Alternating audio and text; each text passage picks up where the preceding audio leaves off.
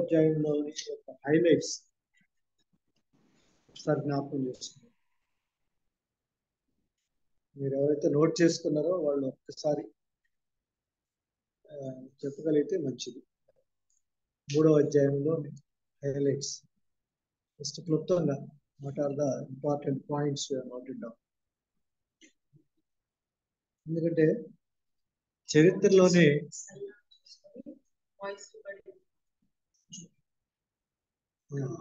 అది ఉందిలే, ఆల్రెడీ ఉంది, అది ఇచ్చేస్తాం.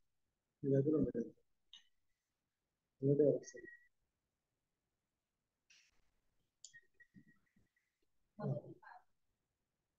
మొదటిది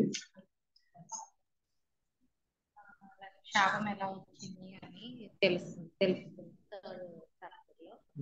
అలాగే దేవుని వద్ద నుండి ఏదైనా వనంలోంచి ఎలా తీసివేయబడ్డారో తెలుస్తుంది. అండ్ సర్పం యొక్క శాపం పాపం చేయడం వల్ల సర్పానికి ఎటువంటి శాపం ఇచ్చారు అండ్ మానవునికి ఎటువంటి శాపం ఇచ్చారు, అలాగే స్త్రీకి ఆదాముకి ఎలాంటి శాపం ఇచ్చినారు అని ఈ టైప్స్ ఆఫ్ శాపం ఎవరెవరికి ఏమేమి తెలియజేస్తుంది.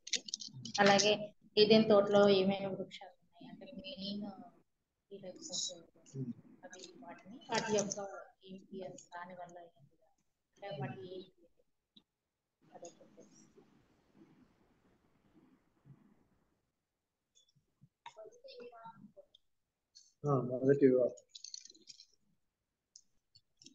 మొదటి వివాహము రెండవ అయిపోయింది. వచ్చేటప్పటికి మొట్టమొదటిగా ఇంకెవరైనా చెప్తారా? 3వ అధ్యాయంలో ఇంకేదైనా మిస్సింగ్ పాయింట్స్? 3వ అధ్యాయంలోది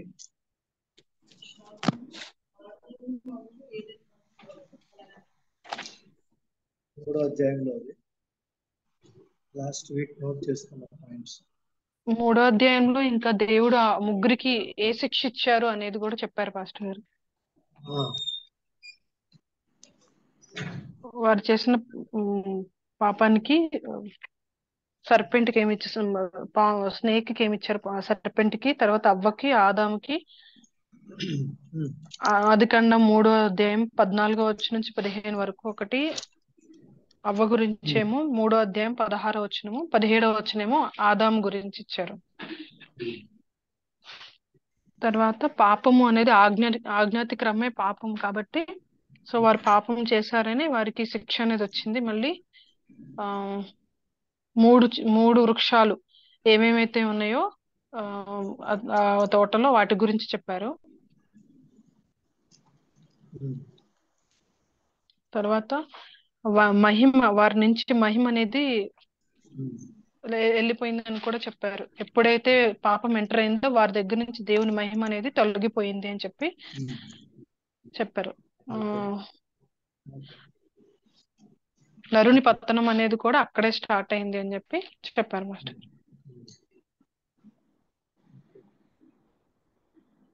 దాదాపుగా సమ్మరీ మన 30 పాయింట్లు వచ్చేసినాయి. So I just brief it once again. ఈ 3వ అధ్యాయం ఎంత ఇంపార్టెంట్ అంటే మానవ సమాజంలోకి పాపం అనేది ఇక్కడ ఎంటర్ అయింది. మొట్టమొదటి శోధన, ఆ శోధనలో స్త్రీ ఆ తర్వాత పురుషులు ఇద్దరు కలుసుకుని మరి దేవుని యొక్క ఆజ్ఞను అతిక్రమించిన దానివల్ల మొట్టమొదటిగా పాపం అనేది ఎంటర్ అయింది.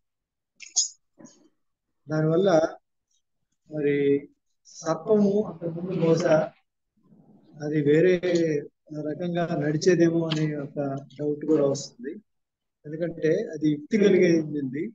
ఆ తర్వాత మనం 3వ అధ్యాయం చివరికి వచ్చినప్పుడు సర్పాన్ని దేవుడు శపించినప్పుడు నీవు ఇక్కడి నుంచి నేల మీద పాకుతావు, తర్వాత మన్ను తింటావు అని చెప్పేసి, మన్ను తింటావు అనే మాట వచ్చినప్పుడు, తర్వాత నేల మీద పాకుతావు అనే మాట వచ్చినప్పుడు దట్ మీన్స్ అంతకు ముందు బహుశా అది నడిచే స్థితిలో ఉండొచ్చేమో అని కూడా మనకు అనిపిస్తుంది. So that is our assumption. But ఏ విధంగా ఉండేది అనేది మనకు కరెక్ట్ గా చెప్పాలి. ఎందుకంటే దానికి వాయిస్ కూడా ఉంది, మాట్లాడింది వాళ్ళతో. ఓకే, కాబట్టి శోధన ప్రవేశించింది. రెండవది నరుని యొక్క పతనం మొదలైంది. నరుని యొక్క పతనం అంటే దైవికమైన స్వభావం నుంచి మానవ స్వభావంలోకి మారిపోయాడు.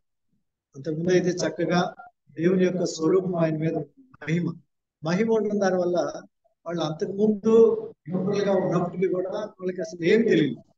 ఎందుకంటే it was covering by the whole, వాళ్ళ యొక్క శరీరం అంతా కూడా మహిమ ఉండింది కాబట్టి వాళ్ళకి ఏమి కూడా తెలియలేదు.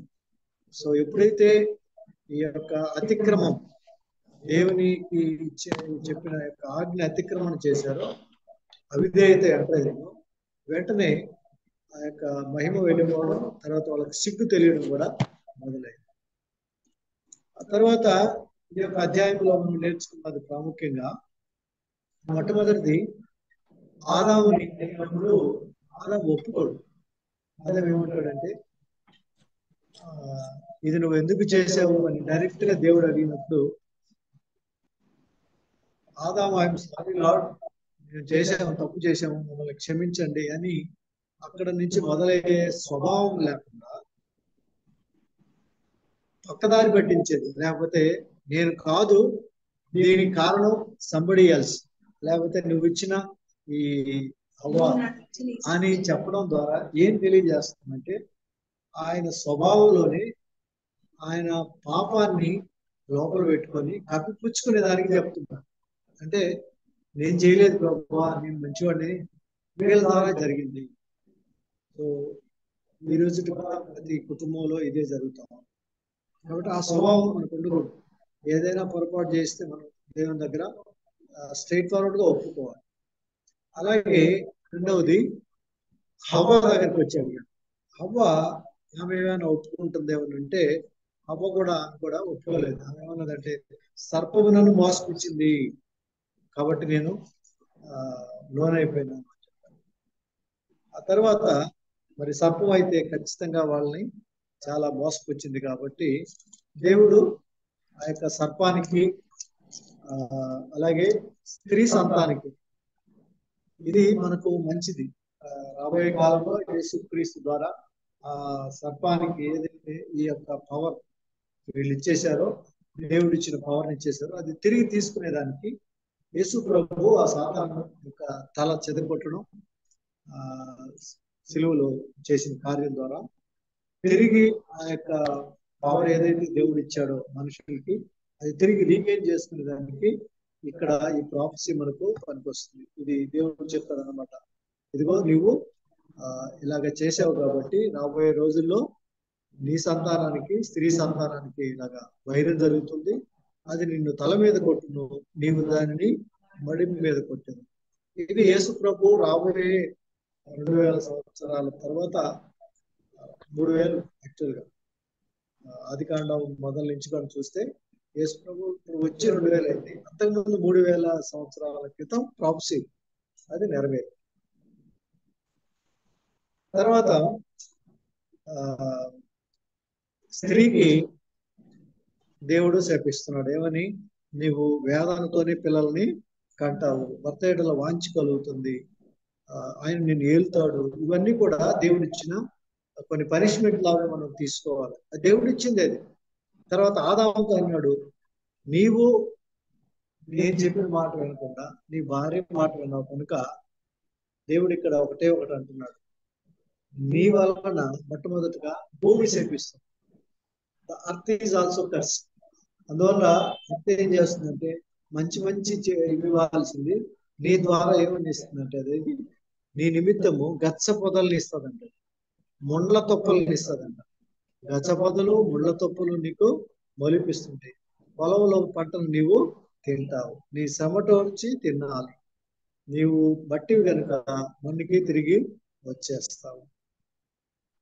కాబట్టి ఇవన్నీ కూడా దేవుడు తెలియజేసిన మాటలు ఒకసారి మనం జ్ఞాపకం చేసుకుంటే, అయితే అట్ ద సేమ్ టైం దేవుడు వీళ్ళు అప్పటి వరకు ఒక కచ్చడాలు అంజూరపు ఆకులను పెట్టుకొని వాళ్ళ సిగ్గు తొలగించుకుంటూ ట్రై చేస్తూ ఉన్నారు. అయితే దేవుడు ఏం చేశాడంటే, ఒక పర్మనెంట్ గా జంతువుని బలి అంటే ఒక చంపి ఆ యొక్క చర్మాలను తీసి వాళ్ళకి చొక్కాలు కుట్టించాడు. అంటే వీళ్ళ కోసంగా దేవుడు అప్పుడే ఒక బలి వాళ్ళ కోసం కూడా ఒక జంతువుని ఇచ్చి ఆ యొక్క జంతువు చర్మాన్ని తీసి వీళ్ళకి బట్టలు కుట్టించినట్టుగా మనం చూస్తాం. కాబట్టి దేవుడు వదిలిపెట్టలేదు మానవాళ్ళు. వాళ్ళకి ఏదో విధంగా కవరింగ్ కోసంగా దేవుడు ఒక మంచి వే చూపించాడు. ఆ విధంగా వాళ్ళు తమ యొక్క సిగ్గుని కవర్ చేసుకున్నట్టుగా మనం చూస్తాం. అట్ ద సేమ్ టైం ఈ 3వ అధ్యాయంలో ప్రాముఖ్యమైన విషయం ఏంటంటే, వాళ్ళిద్దరూ ఏదైనా తోటలో ఉన్నారు. అక్కడ ఇంకొక వృక్షం కూడా ఫలం ఉంది. అదేంటి? జీవవృక్ష ఫలం. జీవవృక్ష ఫలం అంటే ఏంటి? దాని ఫలాలు తినేవాళ్ళు ఇంకెప్పుడు చనిపోరు. దే విల్ లివ్ ఎవర్, ఎప్పుడు జీవిస్తానే ఉంటారు. కాబట్టి యేసు ప్రభు ఈ లోకంలోకి వచ్చినప్పుడు కూడా నన్ను పొందుకున్న వాళ్ళు, నన్ను ధరించుకున్న వాళ్ళు నిత్యము జీవిస్తారు, ఇంకెప్పుడు చనిపోరు వాళ్ళు. మార్త మరియమ్మల దగ్గర కూడా అదే అంటాడు, నువ్వు ఉంటే నా యొక్క సహోదరుడు చనిపోయేవాడు కాదా అంటే, నా యందు విశ్వాసం ఉంచేవాడు ఎప్పటికీ చనిపోడు. కాబట్టి ఆయనే జీవవృక్ష ఫలంగా వచ్చాడు అనేది మనం తెలుసుకోవాలి.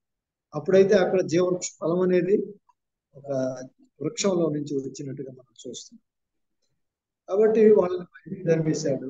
తరిమిన తర్వాత వాళ్ళు మళ్ళా దాని లోపలికి రాకుండా అక్కడ ఒక కట్ట జ్వాలను, అలాగే మరి ఒక కెరూబుల్ని కాపుదలకి పెట్టినట్టుగా మనము చూస్తున్నాం. ఇది బ్రీఫ్ గా 3వ అధ్యాయంలో మనం నేర్చుకున్నాం. ఈరోజు 4వ అధ్యాయానికి వస్తున్నాం. 4వ అధ్యాయంలో మొత్తం 26 వచనాలు ఉన్నాయి. ఇక్కడ 4-5 హెడింగ్స్ కింద మనం దాన్ని తీసుకుంటే, కయీను, హేబేలు, ఆ తర్వాత హేబేలు చంపబడడం, కయీను శపించబడడం, ఇలాంటివన్నీ ప్రాముఖ్యమైన సంగతులు మనం ఇక్కడ చూస్తాం. అన్నిటికంటే ముఖ్యంగా ఏంటంటే, కయీను, హేబేలు వాళ్ళిద్దరూ దేవునికి సమర్పణ తీసుకొని రావడం ఈ అధ్యాయంలో మనం ప్రాముఖ్యంగా చూస్తాం. ఆదాము ఇక్కడ అంతవరకు ఆదాములకి సంతానం కలిగినట్లుగా లేదు. ఎప్పుడైతే ఇక్కడికి బయటకు పంపించేశారో అప్పుడు 4వ అధ్యాయంలో మొట్టమొదటిగా ఆదాముకి హవ్వకి బిడ్డలు కలుగుతున్నారు. కాబట్టి మొదట కనిన కుమారుడి పేరు కయీన్, ఆ తర్వాత కనిన పేరు హేబేలు. వీళ్ళిద్దరు కూడా ఆదాము యొక్క సంతానం, మొట్టమొదటి సంతానం. ఇది మనం జ్ఞాపకం చేసుకోవాలి. ఆదాము మొట్టమొదటిగా కన్న కుమారుల పేర్లు ఏంటంటే, మనం ఇమ్మీడియట్ గా కయీను, తర్వాత హేబేలు. కయీను వ్యవసాయం చేసుకునే వ్యక్తి. కయీను యొక్క వృత్తి ఏంటి? వ్యవసాయం. అలాగే హేబేలు గొర్రెల కాపరి. అయితే ఇక్కడ జరిగింది ఏంటంటే, కొంతకాలం అయిన తర్వాత, ప్రాబ్లీ అది 100 సంవత్సరాల 8 సంవత్సరాల తెలియదు, కొంతకాలం అయిన తర్వాత కయీను పొలంలోని పంటలో కొంత యెహోవాకు తెచ్చింది. హేబేలు కూడా తన మందలో తొలిచూరును పుట్టిన వారిలో క్రొవ్విని వాటిని కొన్ని తెచ్చింది. తర్వాత 5వ వచనంలో అంటాడు, కయీనును అతని అర్పణ ఆయన లక్ష్య పెట్టలేదు. చూసారా? హేబేలును అతని అర్పణను అతను లక్ష్య పెట్టాను. యెహోవా ఇక్కడ లక్ష్య పెట్టాను దేన్ని? అర్పణ. కాబట్టి అర్పణ తీసుకొచ్చే విధానం కూడా మనకు నేర్పిస్తాడు. ఇక్కడ ఎందుకు అర్పణని లక్ష్య పెట్టలేదు, ఎందుకు ఈ విధంగా వచ్చింది, ఎందుకు ఆ యొక్క అర్పణని లక్ష్య పెట్టలేదు అంటే, ఇక్కడ కారణం ఏంటంటే, హెబ్రీ పత్రికలో దీని గురించిన చక్కని మాట ఉంటుంది. 11వ అధ్యాయంలో, హెబ్రీ పత్రిక 11వ అధ్యాయం 4వ వచనం, విశ్వాసమును బట్టి హేబేలు కయీను కంటే శ్రేష్టమైన బలి దేవునికి అర్పించాడు. దేవుడు అతని అర్పణలను గూర్చి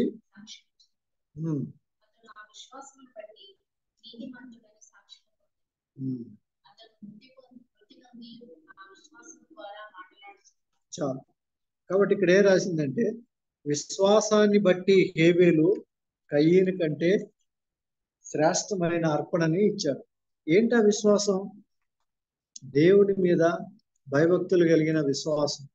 దేవుడు అన్నిటి చేయగలడు, అన్నిటి తెలిసినవాడు. కాబట్టి నా దగ్గర ఉండేది ఏంటో అన్ని ఆయనకి తెలుసు. కాబట్టి నా ఉన్న వాటిల్లో కూడా నేను ఆయనకి శ్రేష్టమైనది తీసుకొని వెళ్ళాలి. అంటే శ్రేష్టమైనది తీసుకొని పోవాలి అనే జ్ఞానం ఎప్పుడు వచ్చిందంటే ఆయనకి మంచి విశ్వాసం ఉండడం బట్టి.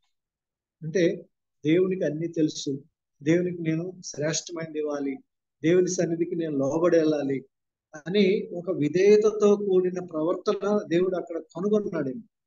కనుకొని ఆయన ఏమన్నాడంటే హేబేలు అతని అర్పణను దేవుడు అంగీకరించింది. ఈరోజు మనం అర్పణల గురించి ఆలోచించుకున్నప్పుడు మనం జనరల్ గా ఏమనుకుంటామంటే దేవుడికి ఇవ్వడం ద్వారా మనకు ప్రతిఫలం వస్తుంది అని చెప్పి అనుకుంటాం. కానీ రెండోది ఏంటంటే దేవునికి ఇచ్చే దానిలో యేసు ప్రభు కూడా ఒక పేద విధవరాల యొక్క కానుకని గురించి చెప్తారు. అందరూ కూడా ఉండిలో ఆ యొక్క కానుకలు వేస్తూ ఉంటారు. అయితే యేసు ప్రభు అంటాడు ఆ టైంలో వీళ్ళందరిలో కల్లా ఇక్కడ పేద విధవరాలు ఒక దేనారం ఒక చిన్న కానుక వేస్తుంది. దాని గురించి అంటాడు వీళ్ళందరిలో కల్లా ఇక్కడ చాలా మంది కానుకలు వేశారు, వీళ్ళందరిలో కల్లా ఈ పేద విధవరాలు వేసిన కానుక అది చాలా శ్రేష్టమైంది. దేవుడు ఎప్పుడు కూడా వాళ్ళ మనసులను చూస్తాడు. మనం ఇచ్చే అర్పణ కంటే కూడా దేవుడు మనసును చూస్తాడు. సో మనం ఏం చేస్తున్నాము అనేది కాదు, కానీ మనసులో ఏ యొక్క అభిప్రాయంతో చేస్తున్నాము అనేది ఇంపార్టెంట్. మనం సేవ చేస్తాం, సేవ చేసినప్పుడు దానికి ఏదో ఒకటి అనుకుంటాం కదా. కానీ మనం ఎప్పుడు సేవ చేసినా, మనం ఏ పని చేసినా, ప్రభువా నీ కోసం నేను చేసేది నీవు నాకు చేసిన దాంతో ఎందుకు పనికిరాదు, ఇట్ ఈస్ అన్కంపారబుల్, కాబట్టి ఇది నువ్వు అంగీకరించు ప్రభువా అని చెప్పి మనం అనాలి. అలా కాకుండా నేను దేవునికి ఇస్తున్నాను అనే విధంగా మన మనసులు కనుక ఉంటే అది చాలా మోసమైపోతుంది. ఇక్కడ చూడండి, హేబేలును అతని అర్పణను దేవుడు లక్ష్య పెట్టెను, కానీ కయ్యను అతని అర్పణను ఆయన లక్ష్య పెట్టలేదు. దేవుడు లక్ష్య పెట్టాలి అంటే దీనిలో ప్రాముఖ్యమైన ఒక అంశం ఏంటంటే మనం విధేయతతో కూడిన అర్పణ.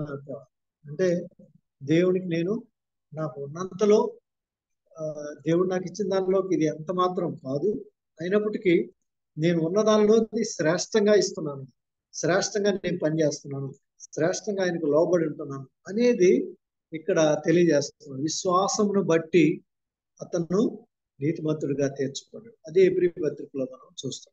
అయితే కయ్యను అతని అర్పణ దేవుడు అంగీకరించలేదు. సో ఇక్కడ మొదలైంది. ఇప్పటి వరకు పాపం లేదు, పాపం యొక్క అవుట్పుట్, పాపం వల్ల వచ్చే క్రియలు ఎలా ఉంటాయి అనేది మనం చూడలేదు.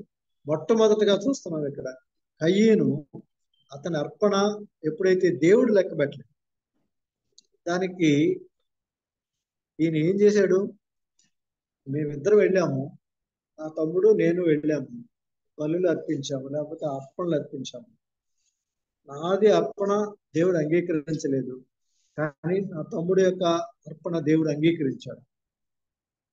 కాబట్టి ఈయన ఏమని ఆలోచించాడు, ఈయనలో ఎంత కోపం వచ్చిందంటే నా తమ్ముడిని ఎందుకు అంగీకరించాడు, తమ్ముడిని అంగీకరించకుండా ఉండాలంటే ఏం చేయాలా? దేవుడు ఏమంటున్నాడు తెలిసిన 6వ వచనం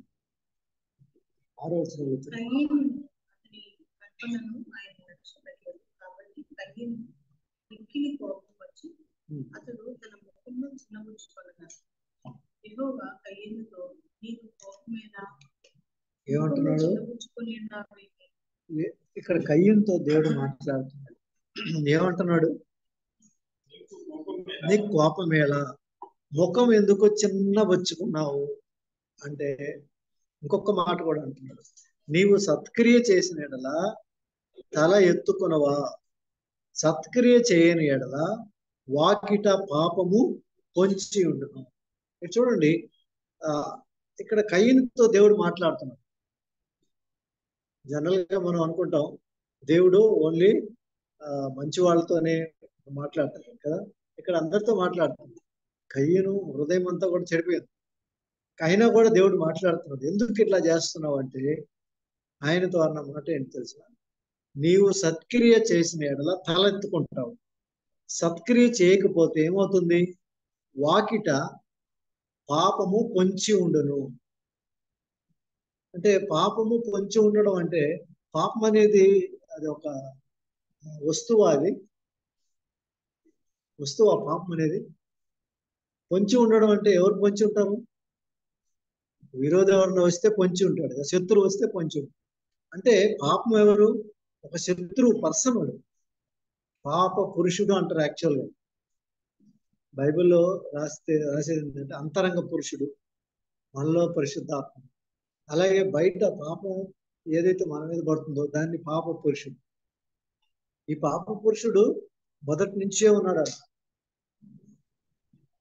ఆడొకడున్నాడు జాగ్రత్త అనే విధంగా ముందు నుంచే ఉన్నాడు. కానీ వాడు ఎలా వచ్చాడు అనేది మనకు అంత క్లారిటీ లేదు. కానీ మొట్టమొదటిగా ఆ పాప పురుషుడు పరలోకంలోని ఈ యొక్క సైన్య సమూహాలు ఏ విధంగా అయితే దూతలు ఉన్నాయో, కెరూబులు సెరూబులు, అక్కడ మొట్టమొదటిగా ఎంటర్ అయిపోయింది. ఎవరి దగ్గర? దూత అయిన లూసిఫర్ దూత. అది కూడా కెరూబు.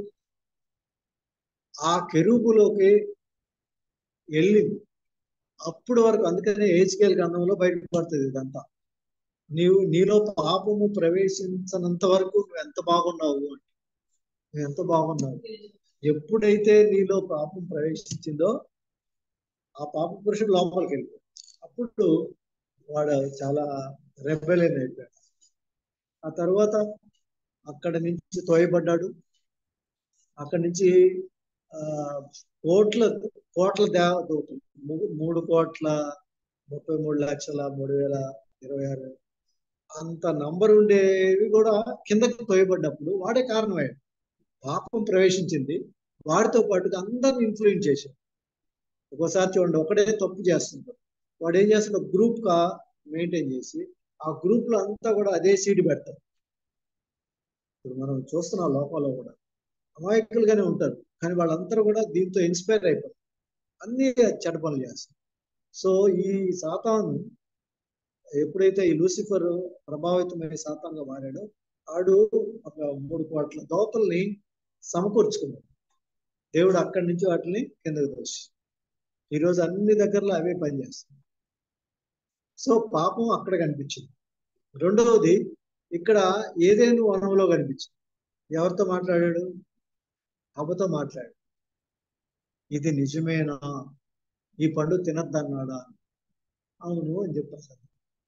ఏమి కాదు, మీరు ఎప్పుడు ఇంకా చచ్చిపోరు, మీరంతా దేవతలలాగా ఉంటారు అని అబద్ధం చెప్పి, దేవతల అమ్మో బాగుంది అని చెప్పి వెంటనే తినేసి, ఆ దేవతలే ఇప్పుడు ఉండే ఇవన్నీ కూడా. అందువల్ల అక్కడ ప్రవేశించాడు. మూడవది ఇక్కడ ఏమంటున్నాడు? నీవు సత్క్రియ చేయని ఎడల వాకిట ఏముంటదంట? పాపం. ఇప్పుడు అర్థం చేసుకోండి, పాపం అనేది ఎట్లా ఉంటది? ఆడొక పర్సన్, ఆడ ఈవిల్ పర్సన్, పొసెస్ అవుతాడు. వాడు పొసెస్ అయినాడు అనుకోండి, మనిషి వేరే విధంగా మాట్లాడు, వాడి స్వభావం మారిపోతుంది, చాలా వ్యత్యాసంగా ఉంటుంది.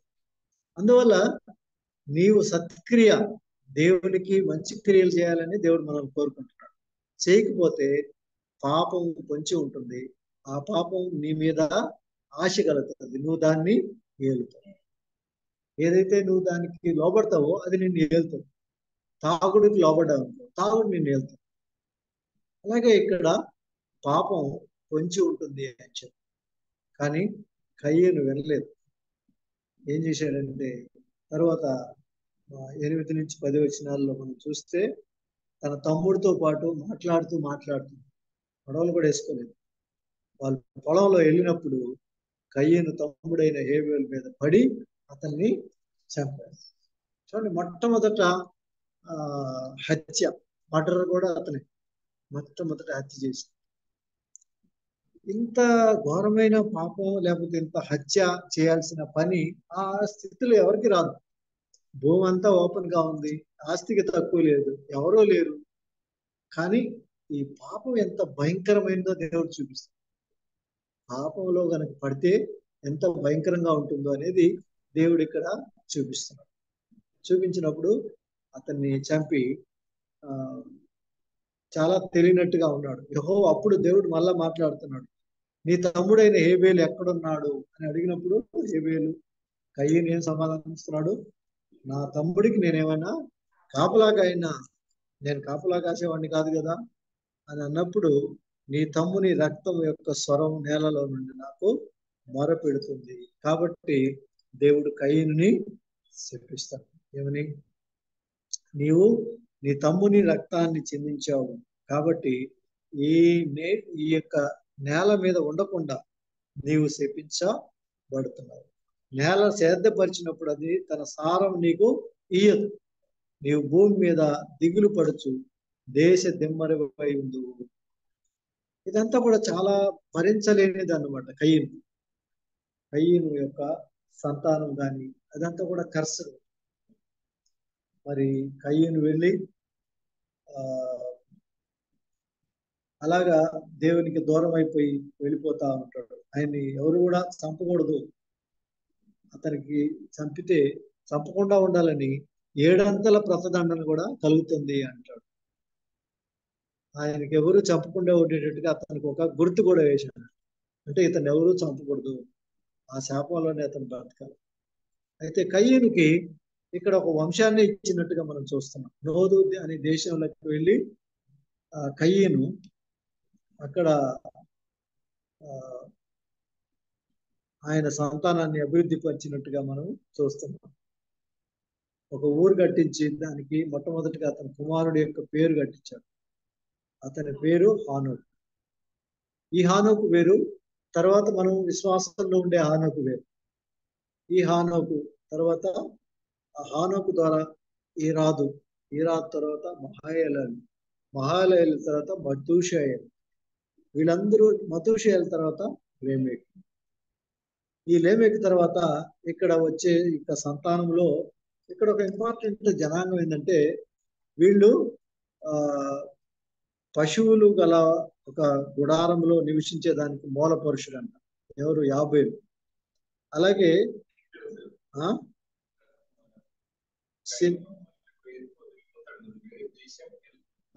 వేరే దేశంలోనే ఇదంతా కూడా. అది మనకు ఇంత గ్యాప్ లో దేవుడు మళ్ళా వీళ్ళ ద్వారా వెళ్ళి తర్వాత ఎప్పుడో జరిగి ఉంటుంది. అంటే ఆ టైమింగ్ అనేది మనకు కరెక్ట్ గా తెలియదు. ఈ టైమింగ్ లో వీళ్ళు ఎంత కాలం బ్రతికి, వీళ్ళకి ఆల్రెడీ ఆదాము బతికిందే 930 సంవత్సరాలు. కాబట్టి వీళ్ళు ఒక 100 సంవత్సరాలు ఇట్లాగా అయిన తర్వాత వీళ్ళ బిడ్డలు మళ్ళా వెళ్ళినప్పుడు ఎక్కడైనా వివాహాలు జరిగి అక్కడి నుంచి జరిగి ఉండొచ్చు.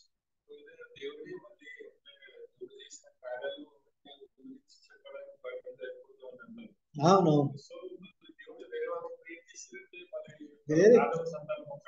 కాదు సంతానం కాదు, వేరే సంతానం కాదు, ఆదానంలోనే. కాకపోతే ఏ జనరేషన్ నుంచి వెళ్ళారు, ఎక్కడ ఈయన భార్యను పొందుకున్నాడు అనేది ఇది మనకు క్లియర్ గా చెప్పదు. కానీ అతను వెళ్ళిపోయాడు, దేశదిమ్మరి అయిపోయి. కొంతకాలానికి ఇక్కడ మళ్ళా భార్యను తీసుకొని చేసుకోవడం మళ్ళా తీసుకోవచ్చు. ఎందుకంటే అప్పుడే జనరేషన్ మొదలైంది. హేబేలు అయిన తర్వాత ఇంకెవరు లేరు. ఆ తర్వాత షేతు రావడం మొదలైంది. తర్వాత మనం నెక్స్ట్ చూస్తే ఆదాము వంశావళి షేతుతో మొదలవుతుంది. కాబట్టి ఈయనకి తర్వాత ఎలాగా వీళ్ళు వచ్చినారు అనేది బైబిల్లో మరి అంత క్లారిటీ లేదు. కానీ మరి కయ్యను సంతానం అంతా కూడా it is not a blessed one, ఇదంతా కూడా శాపగ్రస్తం. అలాగా వెళ్తున్న వాళ్ళు వీళ్ళల్లో మూల పురుషులు, వ్యవసాయం చేసేదానికి వీళ్ళల్లో మూల పురుషులు ఉన్నారు. అలాగే రాగి పనిముట్లకి వాటికి మూల పురుషులు కూడా వీళ్ళ దగ్గర నుంచి వచ్చాడు. అలాగా వీళ్ళ యొక్క జీవితాలు మరి చాలా శాపగ్రస్తమైనా కూడా దాదాపుగా ఆదాము తర్వాత నోవాహు తర్వాత ఒక 7 జనాంగాలు ఉన్నాయి. అన్ని జనాంగాలు ఇక్కడ కూడా వచ్చినట్టు చూపిస్తారు. అంటే ఇక్కడ ఒక 7 జనాంగాలు వచ్చినాయి. ఆదాము తర్వాత షేతు తర్వాత ఒక 7 జనాంగాలు వస్తాయి. అంటే 7 వంశాలు, 7 తరాలు వచ్చినట్టు. అక్కడ కూడా 7 తరాలు వచ్చినాయి. అంటే షేతు తర్వాతనే వచ్చినాయి ఇవన్నీ. అయితే షేతు తర్వాత వచ్చింది ఏంటంటే దేవునికి ప్రార్థన చేయడం మొదలు పెడతారు. అదే చివరిగా మనం తెలుసుకునేది ఇక్కడ. ఆ తర్వాత మరి ఇదే అధ్యాయంలో షేతు జననం కూడా ఉంటుంది. ఆదాము మరలా తన భార్యను కూడినప్పుడు ఆమె కుమారుని కని కయ్యనుకు చంపిన హేబేలుకు ప్రతిగా దేవుడు నాకు మరొక సంతానం నియమించిన అనుకుని అతనికి షేతు అని పేరు పెట్టింది. మరియు షేతునకు కూడా కుమారుడు పుట్టెను. అతడు అతనికి ఏనోషు అని పేరు పెట్టెను. అప్పుడు యెహోవా నామమున ప్రార్థన చేయట ప్రారంభమైంది. హల్లెలూయా. ఇక్కడ ఎంతమంది వాళ్ళ తర్వాత వాళ్ళకి స్త్రీలు పుట్టారు, ఎవరితో మరలా తిరిగి కయ్యను అరేంజ్ చేసుకొని ఈ సంతానం పుట్టించాడు అనేది ఇక్కడ పొందుపరచు. It is not given in the Bible. జరిగి ఉండొచ్చు. ఆ స్త్రీలు కొంతమంది పుట్టిన తర్వాత మరలా కయ్యను వివాహం చేసుకుని అక్కడి నుంచి వాళ్ళ జనరేషన్. కానీ కయ్యను ద్వారా వచ్చే సంతతి అది బ్లెస్డ్ వనం కాదు. ఇక్కడ ఇప్పుడు మనం తర్వాత 5వ అధ్యాయంలోకి వెళ్ళినప్పుడు ఆ జనరేషన్స్ అన్ని కూడా ఆశీర్వాదకరమైనవి. ఇక్కడ కయ్యూనుతో వచ్చిన జనాంగాలన్నీ కూడా శాపగ్రసం.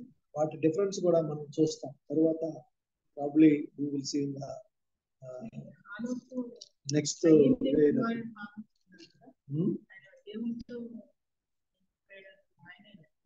కాదు కయ్యూను కుమారుడు కాదు, షేతు తర్వాత వస్తాం.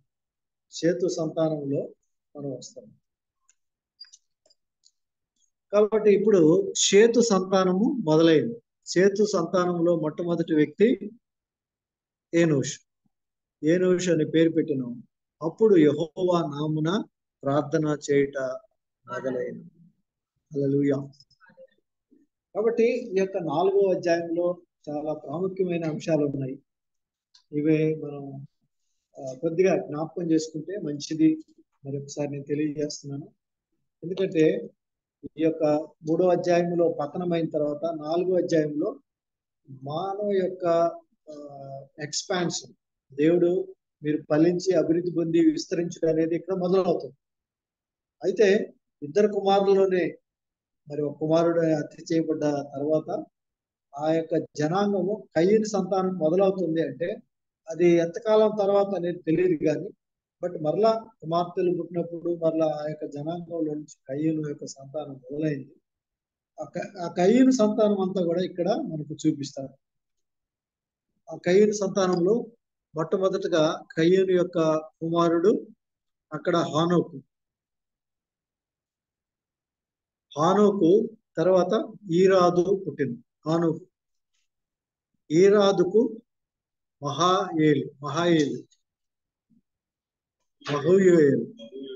మహూయేలుకు మతూషేయులకు లేమెకు. ఎంతమంది వచ్చారు ఇక్కడ? కయ్యన్ తర్వాత ఆనోకుకు ఈరాదుకు మహూయేలుకు మతూషేయుల తర్వాత లేమెక్.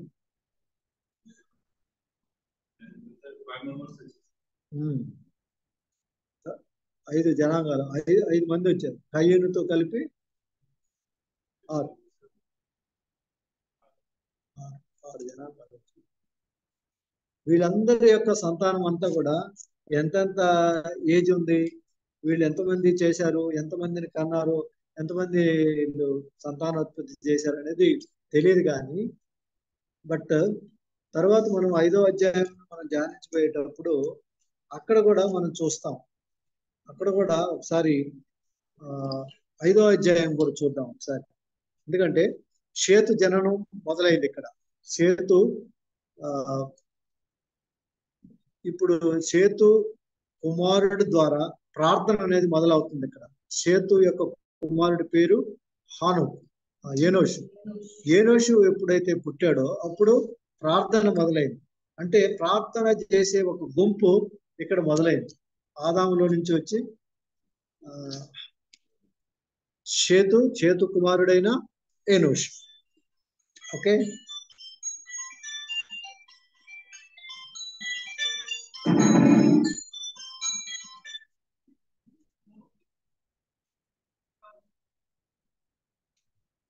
ఈ యొక్క 5వ అధ్యాయంలో ఒకసారి మనం చూసేసుకుందాం క్లుప్తంగా.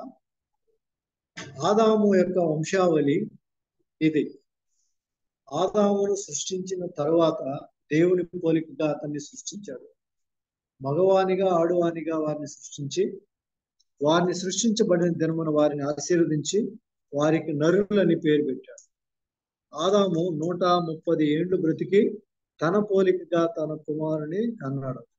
అంటే ఆదాము 130 ఏండ్ల తర్వాతనే ఇక్కడ షేతు అనే ఆయన, షేతు జనాంగం మొదలైంది. షేతు తర్వాతనే అక్కడ కయ్యనుకు కూడా కావలసిన భార్య సంతానం కూడా అక్కడి నుంచి వెళ్ళుండొచ్చు. ఎందుకంటే 130 సంవత్సరాలకి ఇక్కడ షేతు మొదలయ్యాడు. 130 సంవత్సరాలు. సో మొట్టమొదటి సంతానం ఆదాముకి కయ్యను. ఆ వంశం అట్లా డెవలప్ అయిపోయిన తర్వాత అది శాపగ్రస్తమైంది. తర్వాత వంశము 130 ఏండ్లు బ్రతికి తన పోలికగా తన స్వరూపంలో కుమారుని కని షేతు అని పేరు పెట్టాడు. షేతునకు కనిన తర్వాత ఆదాము 800 ఏండ్లు జీవించాడు. అప్పుడు అతను కుమారులను కుమార్తెలను కన్నాడు. ఇక్కడ చెప్తాడు కుమారులు. ఈ కుమార్తెలో ఒక కుమార్తెలో కానీ ఎవరో ఒకరు కయ్యను. అంటే ఎంత గ్యాప్ ఉండదు కదా, ఒక 130 సంవత్సరాల్లోనే ఇచ్చారు. తర్వాత షేతు 130 ఏండ్లు బ్రతికిన తర్వాత షేతును కని కుమారులను కుమార్తెలను కన్నాడు. ఆదాము బ్రతికిన దినములన్నీ కూడా 930 ఏండ్లు, 930 ఇయర్స్. ఇది ఆదాము యొక్క దీవించబడిన సంతతి. ఆదాము ద్వారా శపించబడిన సంతతి కయీన్. ఆదాము తర్వాత దీవించబడిన సంతతి షేతు. షేతు తర్వాత మొట్టమొదటిది ఎనోషు. 90 సంవత్సరములు బతికి కేయినేనును కనినాడు. కేయినేను కనిన తర్వాత ఎనోషు మరలా మొత్తం దినాలు 905 ఏండ్లు బతికాడు. ఆ తర్వాత అతను మృతి పొందాడు. కైనేను తర్వాత 70 ఏండ్లు బ్రతికి మహాలేలును కనింది. మహాలేలుడు ఎంత చేశారు, ఎంత ఏజ్ ఉంది? కైనేను దినములన్నీ 910 ఏండ్లు. అప్పుడు మృతి. తర్వాత మహలేలు కన్నాడు. మహలేలు 65 ఏండ్లు బ్రతికి ఏరేదును కన్నాడు. ఇప్పుడు ఎన్నో జనరేషన్ ఇది? ఏనేషు 1, షేతు 1, ఏనేషు 2, కేనేను 3, మహలేలు 4. మహలేలు ఎవరిని కన్నాడు? ఏరేదును కన్నాడు. ఏరేదు హానోకును కన్నాడు. ఏరేదు ఎవరిని కన్నాడు? హానోకు. ఏరేదు ఎన్ని సంవత్సరాలు? 962 ఏండ్లు. ఇప్పుడు హానోకు సంతతి వచ్చింది. హానోకు 60 ఏండ్లు బ్రతికి మెతూషేలను కన్నప్పుడు హానోకు 300 ఏండ్లు దేవునితో నడిచి, ఈ హానోకు దేవునితో నడిచాడు. ఈయన చనిపోవడం జరగలేదు, దేవుడు ఆయన్ని తీసుకెళ్ళిపోయాడు కనుక ఆయన లేకుండా పోయాడు. తరువాత హానోకు ఎవరిని కన్నాడు? మెతూషెల 80 ఏండ్లు బ్రతికి లెమేకును కన్నాడు.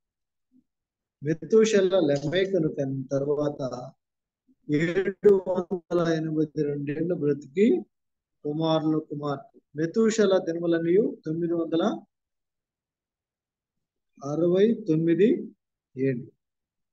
మెతూషెల ఎన్ని ఏండ్లండి? 969 ఏండ్లు. Highest life span. ఆదాముది 930. అలాగే ఏరేదు కూడా 962.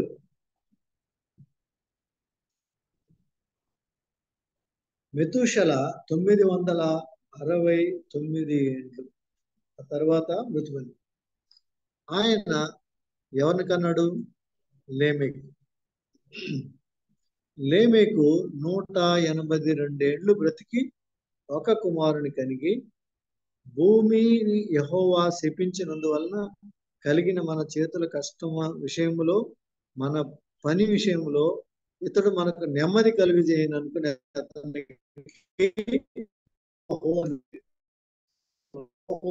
ఎన్ని జనరేషన్స్ ఉన్నాయి? సేతు, తర్వాత ఏనేషు 2, కైనేను 3, మహలేలు 4, ఏరేదు 5, ఆనోకు 6, మెతూషల 7, లేమెకు 8, నోవాహు 9. యాక్చువల్గా 9 జనరేషన్స్ వాళ్ళు కూడా వచ్చారు అక్కడ, కానీ ఒక 6 మంది పేర్లు మాత్రమే రాయబడ్డాయి. అక్కడ కూడా ప్యారలల్ గా జనరేషన్ పుడతానే ఉన్నారు. జస్ట్ ఒక 130 ఏళ్ళు గ్యాప్ అంతే. ఇప్పుడు ఎన్ని జనరేషన్లు అయినాయి? 9 జనరేషన్స్ వచ్చాయి సేతు ద్వారా. అలాగే కయీను కూడా ఆయన శపించబడినా కూడా ఆ జనరేషన్ కూడా వచ్చాయి. సో ఇప్పుడు 2 జనాంగాలు వచ్చాయి. ఒక జనాంగమేమో ప్రార్థన పూర్వకంగా దేవుడు ఆశీర్వదిస్తున్నాడు, ఒక జనాంగం ఏమో దేవుడు శపించిన రూట్లో నుంచి కయీను వచ్చింది. సో ఈ 2 కనుక మనం జ్ఞాపకం చేసుకుంటే ఇక్కడ 2 రకాలైన జనాంగాలు పెరుగుతూ వచ్చాయి. దేవుడు మరి నోవహుకు ఇచ్చినప్పుడు నోవహు మరి ఆయన నెమ్మది ఇస్తాడని చెప్పి ఆయనకి పేరు ఏం పెట్టాడు? నోవహు అని పేరు పెట్టాడు. నోవహు 500 ఏళ్ళు గలవాడై షేము, హాము, యాపేతు అన్నాడు. ఇది మరి ఈ యొక్క పితరుల యొక్క జీనియాలజీ, వాళ్ళ యొక్క వంశ పారంపర్యం ఏ విధంగా. సో కయీను గురించి మనం తెలుసుకున్నాం. అలాగే రెండవది సేతు వంశావళిలో నుంచి ఎవరు వచ్చారు? ఆనోకు.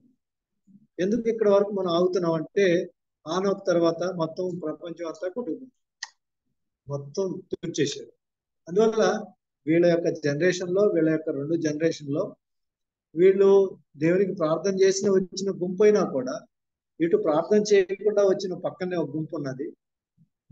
వీళ్ళకి జరిగిన భారాల వల్ల కొంత దేవునికి ఇష్టం లేని కార్యాలు జరిగిన దానివల్ల దేవుడు దాన్ని తుడిచివేసినట్టుగా అది మనం తర్వాత చాప్టర్లో చూస్తాం. కానీ దేవునికి కావాల్సింది ఏంటంటే విధేయత. మరి ఆ విధేయత లేకుండా కయీను హేబేలుని చంపేశాడు.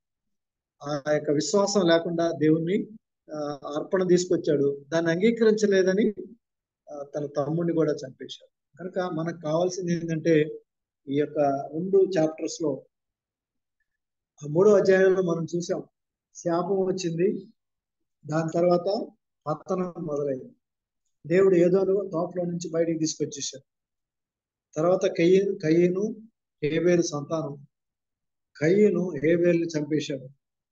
ఆ కయీను తర్వాత మరలా దేవుడు షేతునిచ్చి ఇంకొక వంశాన్ని ఇచ్చాడు. ఆ వంశంలో 9 మూల పురుషుల్ని మనం చూసాం. అలాగే కయీను వంశంలో కూడా 6 చూపించిన, ఇంకా అక్కడ కూడా 9 మంది వచ్చినట్టుగా చరిత్రకారులు చెప్తారు. కనుక ఇక్కడ 2 జనాంగాలు వచ్చాయి. అయితే సడన్ గా జలప్రళయం తర్వాత రావడం ఇవన్నీ వచ్చినట్టు కారణం ఏంటంటే వాళ్ళు దేవునికి ఇష్టలుగా జీవించారు. సో వీటన్నిటి భావాన్ని బట్టి మనం ఏం అర్థం చేసుకోవాలి? దేవునికి ఇష్టలుగా మనం జీవించాలి.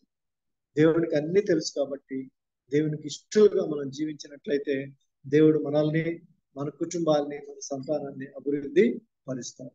అట్టి కృపని దేవుడు మనకి ఇస్తాడు. అలాగే మనం జ్ఞాపకం చేసుకుంటూ ముందుకు సాగుదాం. కాబట్టి ఈ యొక్క ఇంతవరకు మనం తెలుసుకున్నాం కదా. దీనిలో ఏదైనా డౌట్ ఏదైనా ఉంటే, ఎందుకంటే 2 అధ్యాయాలు మనం నేర్చుకున్నాం. 3వ అధ్యాయం నుంచి మన సమ్మరీ నుంచి స్టార్ట్ అయినాం. 4, 5 అధ్యాయాలు చూసాం.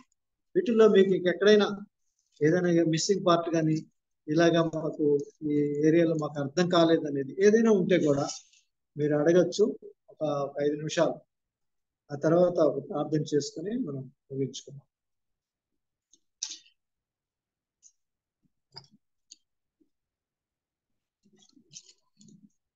ఆదాము దగ్గర నుంచి నోవహు వరకు మనం చాలా డీటెయిల్డ్ గా చూసాము. కనుక ఇంతవరకు మీకు ఏదైనా డౌట్ ఉందా? మీట్లో ఉన్న వాళ్ళైనా సరే, జూమ్ లో ఉన్నవాళ్ళు.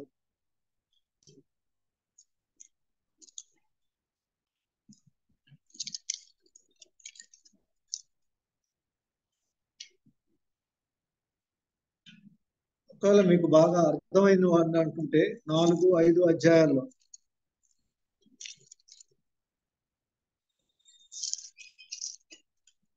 ఒక సమరీ తీసుకొని మనం ప్రార్థన చేసుకుందాం. ఒకవేళ డౌట్ ఉంటే మాత్రం డౌట్ క్లియర్ చేస్తాం. This is right.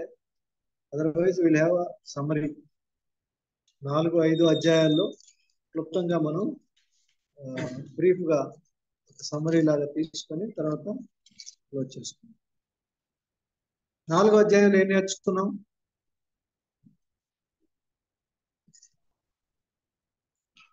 4వ అధ్యాయంలో ఆదాముకు 2 కుమారులు, కయీను, హేబేలు.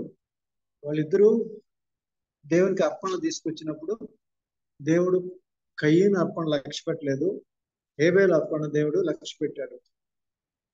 అయితే దాని మీద కయీను కోపగించుకుని దేవుని యొక్క మాటలు కూడా వినకుండా హేబేలును చంపి మరి దానివల్ల అతను శపించబడ్డాడు. శపించబడిన కయీను మరి దేశదిమ్మరిగా ఉంటే ఆయనకి ఒక భార్య దేవుడు ఇస్తాడంట కదా. 16వ వచనంలో ఉంటుంది ఈ మాట. కయీను యెహోవా సన్నిధిలో నుండి బయలుదేరి వెళ్ళి ఏదోనుకు తూర్పు దిక్కున నోదు దేశంలో కాపురం ఉన్నాడు. కయీను తన భార్యను కూడినప్పుడు ఆమె గర్భవతి హానోకును కనింది. అంటే ఈ భార్య ఎక్కడి నుంచి వచ్చి ఉండొచ్చు?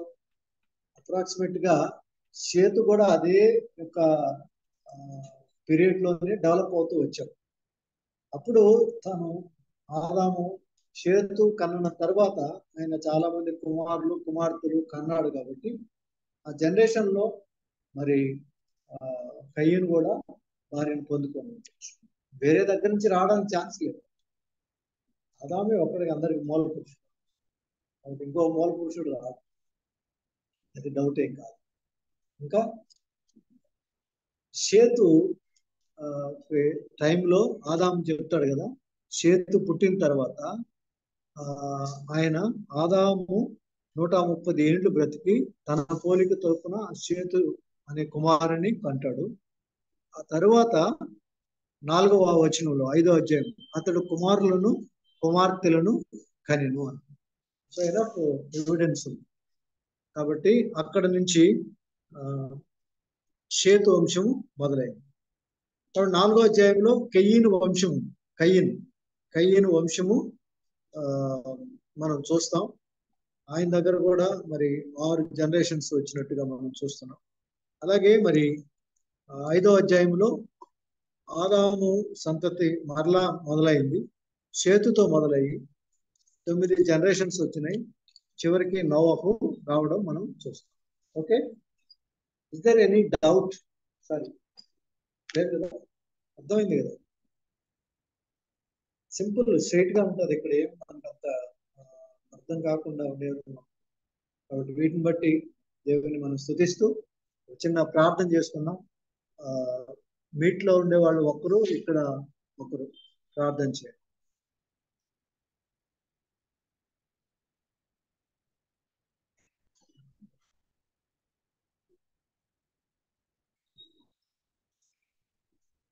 మీట్లో నుంచి ఒకరు ప్రార్థన చేయండి. తర్వాత ఇక్కడ ఒకరు ప్రార్థన చేస్తారు. చివరి ప్రార్థన నేను చేస్తాను. మీట్లో ఎవరు చేస్తున్నారు? చేయండి.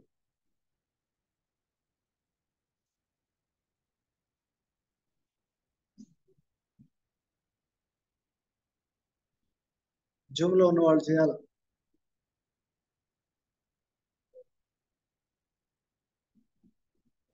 ప్రార్థన చేయమా నిఖిత.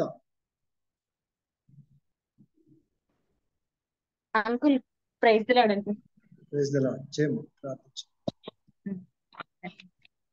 స్తోత్రం నాయనా, మహోన్నతుడైన దేవ, మహాపరిశుద్ధుడైన తండ్రి, నీ ఘనమైన శ్రేష్టమైన పాదాలు కొందనాలు, స్తోత్రాలు, వందనాలు చెల్లించుకుంటున్నాం దేవ తండ్రి.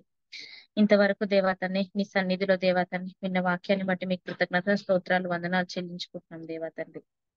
తండ్రి ప్రభువా యేసయ్య, మరి మేము ఈ రోజు దేవతండ్రి విన్న విధానం బట్టి మీకు కృతజ్ఞత స్తోత్రాలు చెల్లించుకుంటున్నాం దేవతండ్రి. ఆదము అవ్వ చేసిన పాపాన్ని బట్టి దేవతండ్రి, శాపము పతనము ఏ విధంగా స్టార్ట్ అయిందో దేవా నాయన ప్రభువా యేసయ్య, మేము ఈ రోజు వినగలిగాం దేవతండ్రి. స్తోత్రాలు చెల్లించుకుంటున్నాం దేవతండ్రి. ప్రభువా మరి దేవతని ఏ విధంగా స్టార్ట్ అయిందో దేవతని, దానికి దేవతని మీరు ఏ విధంగా చేశారో దేవతని, దాన్ని బట్టి మీ కృతజ్ఞత స్తోత్రాలు, వందనాలు చెల్లించుకుంటున్నాం దేవతండ్రి. విన్న వాక్యం దేవతండ్రి ప్రభు మా హృదయంలో దేవతండ్రి స్థిరపరిచి దేవతండ్రి ప్రభు యేసయ్య మమ్మల్ని భద్రపరిచి నడిపించమని అడుగుచు దేవతండ్రి ప్రభు. ఇంకా మమ్మల్ని జ్ఞాపకం చేసుకోమని, చిత్తానుసారంగా జీవించే కృపని భాగ్యాన్ని దయచేయమని, సమస్త మహిమ ఘనత ప్రభువులు మీకే చెల్లించుకుంటూ యేసునది పరిశుద్ధ నామములో అడుగుచున్నాను తండ్రి, ఆమేన్. ఆమేన్. అలాగే ఇక్కడ కూర్చున్న వాళ్ళకు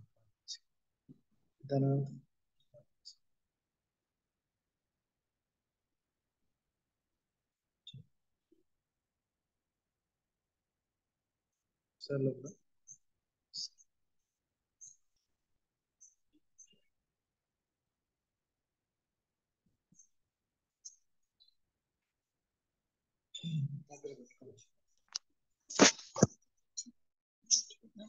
మా రాజా, మా కోట, మా కొండ, మా దుర్గమ్మ, మా ఇల్లు మాడానికి వందనాలు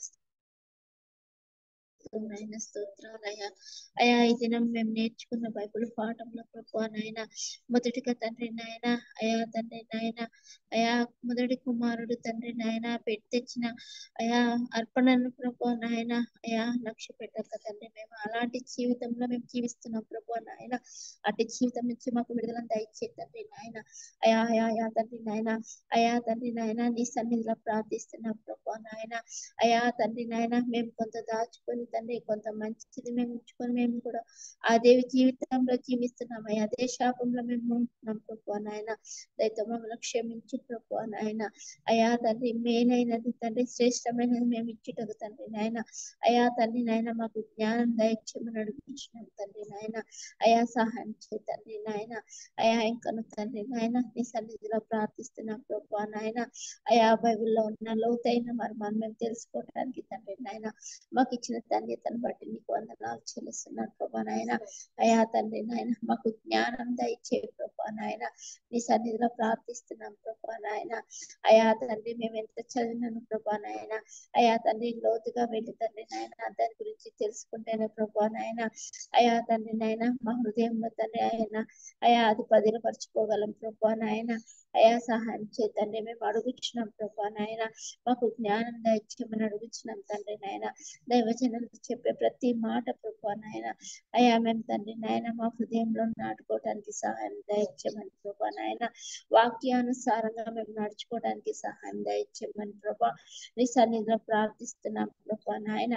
అయా తండ్రి నాయన, అయా తండ్రి నాయన, అయా ఇంకను తండ్రి నాయన, అయా అయా ఈ స్థలం నందుని మహిమ నుంచండి ప్రభా. వచ్చిన ప్రతి ఒక్కరిని జ్ఞాపకం చేసుకొని నువ్వు తోడు ఉండమని అడుగుచున్నాను తండ్రి నాయన. అయా ఈ చిన్ని ప్రార్థన పాసనికి చేర్చుకోమని మా ప్రభుడు రక్షకుడైన యేసుక్రీస్తు నామములో అడుగుచున్నాం తండ్రి, ఆమేన్.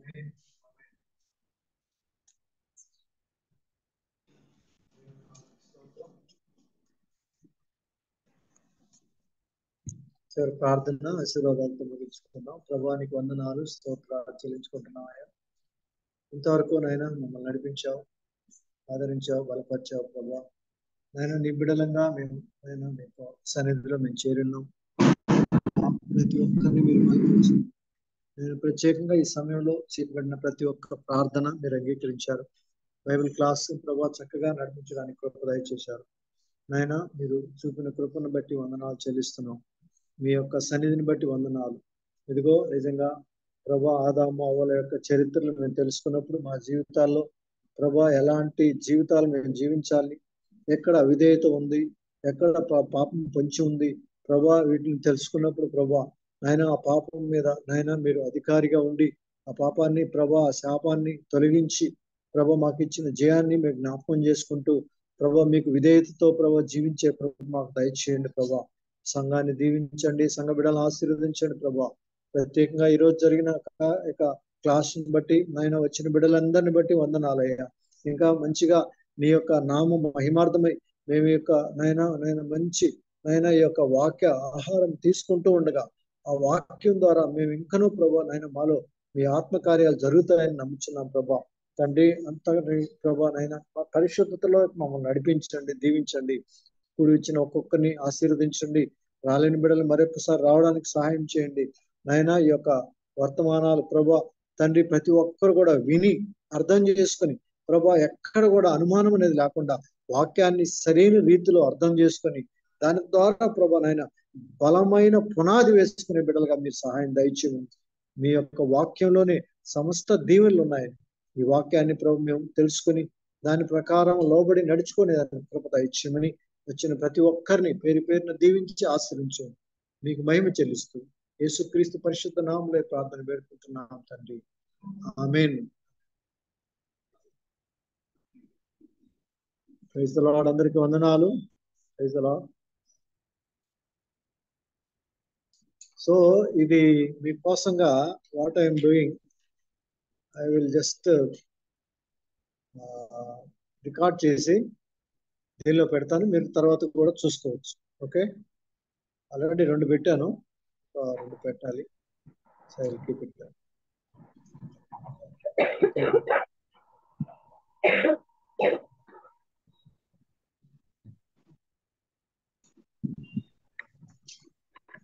సో అందరికీ వందనాలు. మరి నిజంగా అందరూ ఇంట్రెస్ట్ గా వస్తున్నారు కాబట్టి దేవుడు మిమ్మల్ని ఆశీర్వదించును గాక.